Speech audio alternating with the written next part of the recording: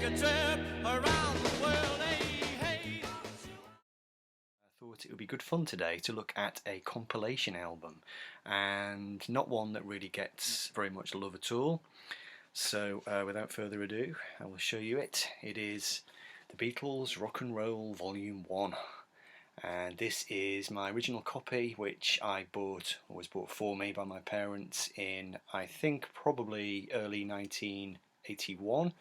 And my memory is telling me that I got this really off the back of John Lennon's unfortunate death at the end of 1980.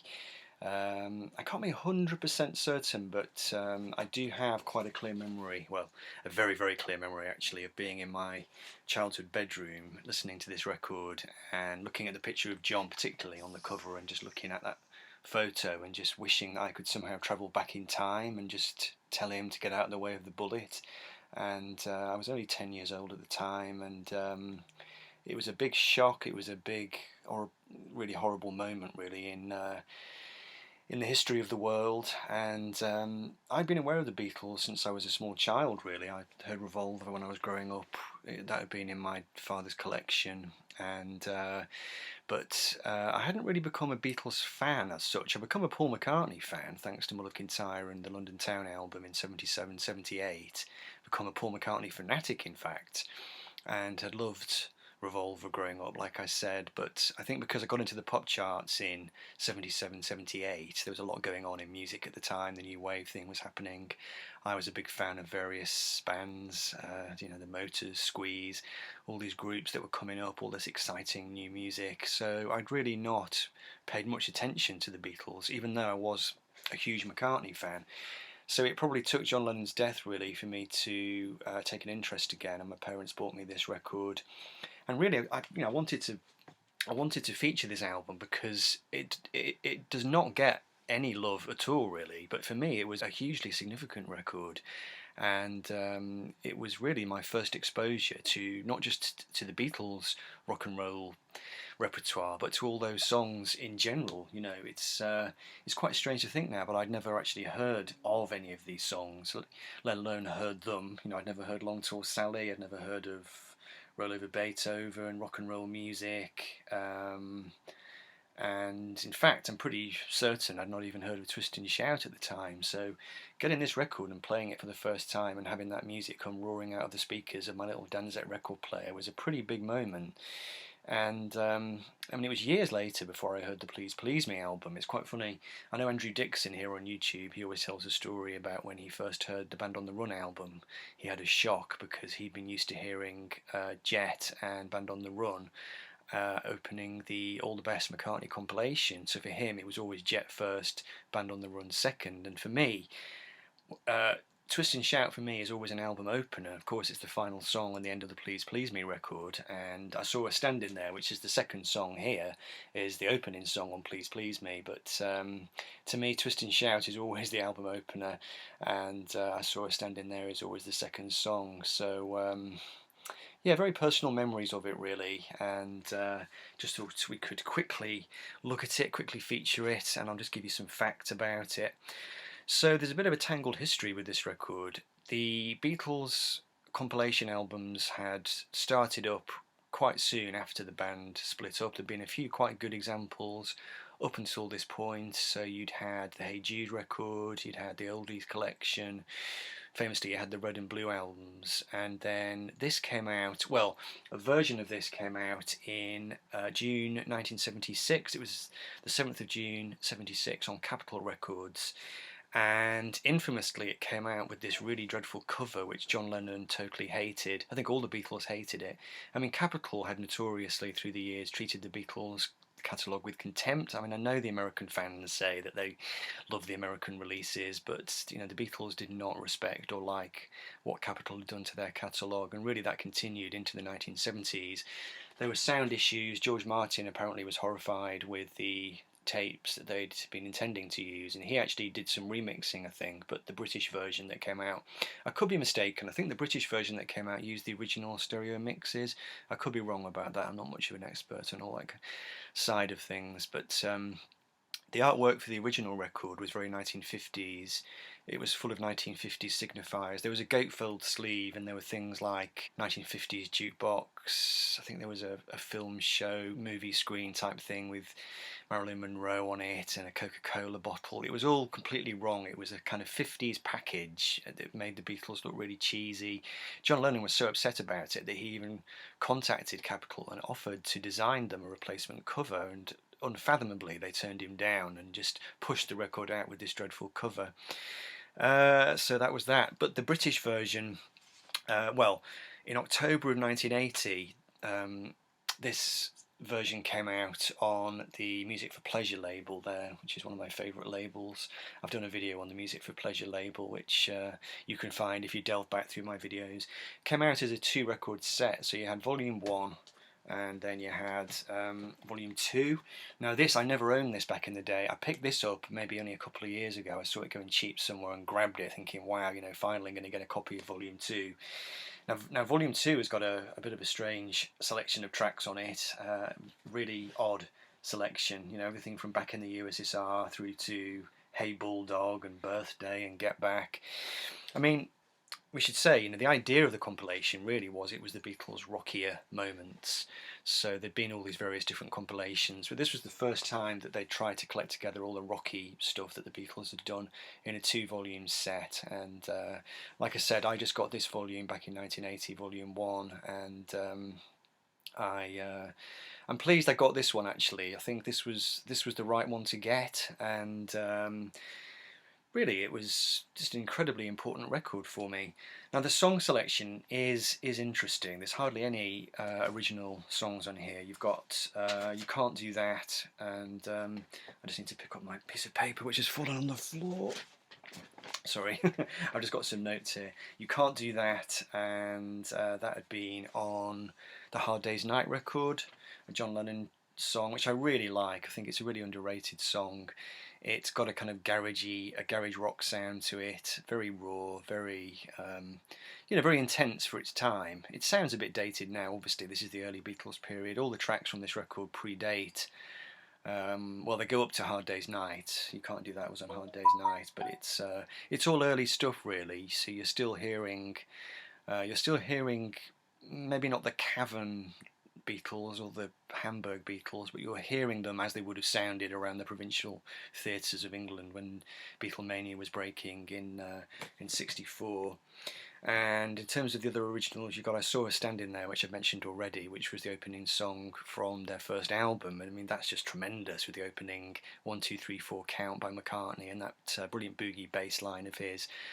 Wonderful drumming by Ringo Starr throughout this record. What a great musician, and you can really hear how he would have contributed massively to their sound early on, having replaced Pete Best. And of course you've got this incredible story of George Martin not allowing Ringo to play on the original version of Love Me Do. But when you listen to this record and you hear Ringo's drumming performances, it's very difficult to imagine what George Martin's problem would have been, because he really is doing a great job of locking in with the bass guitar and doing all those things that great drummers are supposed to do. So anyway, so that was an original song as well. And then apart from that, you've only really got I Want to Be Your Man, of course, which was a song that Lennon and McCartney wrote in a Rickman club one night for Jagger and Richards and the Stones. The Stones hadn't started writing at this point, and they wanted a song, and Lennon and McCartney, I think they had a song kicking around, but they finished it up in the club while Mick and Keith were there, and Mick and Keith and the Stones ended up recording it, but this is the Beatles version on here, and that was from, I think it was from the second UK Beatles record, wasn't it? I think it was from With the Beatles. And I think that's it for the originals. Oh no, you've got I Call Your Name as well. Now, I Call Your Name had been on the Beatles' second album in the US, but it was on the Long Tall Sally EP in the UK, and quite a few songs from this record actually come from that EP, quite a few of the rock and roll songs. So then what's left? You've got Boys, which is the old Shirelles song, sung by Ringo, and what a fantastic vocal performance. So charismatic and so just full of vim and spirit, and quite a thrilling sound really. Love that track. I've always loved it. It was on the Please Please Me album, wasn't it? Side 1 of Please Please Me. You've got Long Tall Sally, which is from the Long Tall Sally EP, which obviously is a tremendous lead vocal from McCartney. and real kind of larynx tearing track. You've got Chuck Berry, of course, rock and roll music, which was oh, actually I was wrong. Actually, that came from Beatles for Sale. So this record goes up to the Beatles for Sale record. That album was fairly low key, really, but that was one of the big stomping rock and roll tracks, and they did a great version of that song. Nothing like Chuck Berry's version. I think it's got George Martin on piano. It's got a very panoramic sound, very intense. Lennon's vocal is really, up there, dialed up to 11. And then you've got Slow Down, which was a Larry Williams song that was on the Long Tall Sally EP as well. Maybe not so great, that one. It's okay. Maybe nothing too special. The old Lieber and Stoller song Kansas City, which had been on Beatles for Sale. That's sung by Paul, of course. Money, which was the closing song from With the Beatles, the second album, and again that's a very intense garage rock kind of take on the song. It has a kind of churning, quite a aggressive kind of sound really for the Beatles, and you can really imagine it leaping out of the speakers on those old Danzig record players back in the 1960s. And then you've got Matchbox, which was a Carl Perkins song, of course, and that was on the Long Tall Sally EP as well. And the collection finishes with Roll Over Beethoven, a song by George, which was I think it was the first song on side 2 of With the Beatles.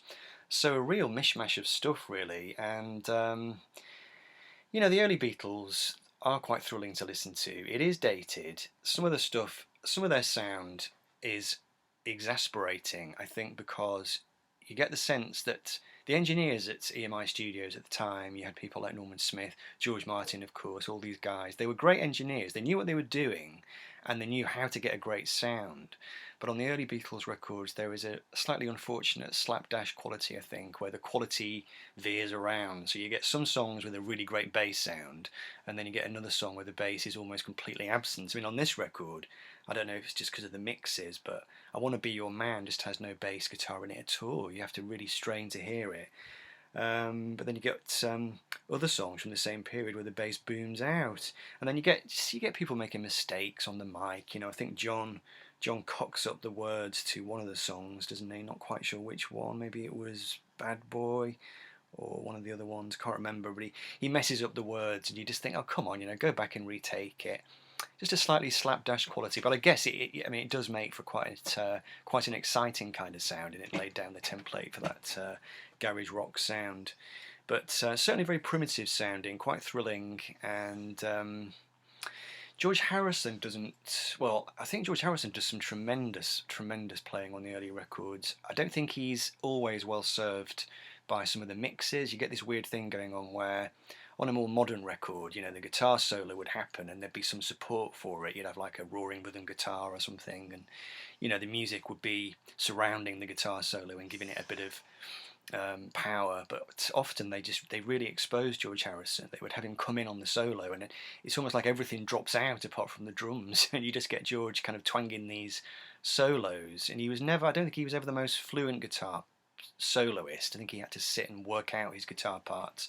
And there are some songs on this compilation where you can hear that. You hear him sounding quite nervous, a little bit stiff sometimes, and some of the solos I don't think really work that well, and I think it may be to do with the mix and just that kind of old-fashioned kind of sound where, like I said, you want the band to be carrying the guitar, and he's very exposed. Having said that, he does some great stuff on the record.